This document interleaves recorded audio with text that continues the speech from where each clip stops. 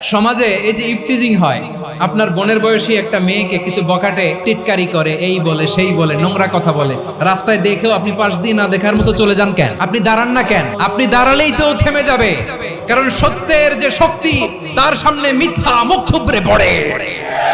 আপনার সামনে ও কিছুই না, নাথিং।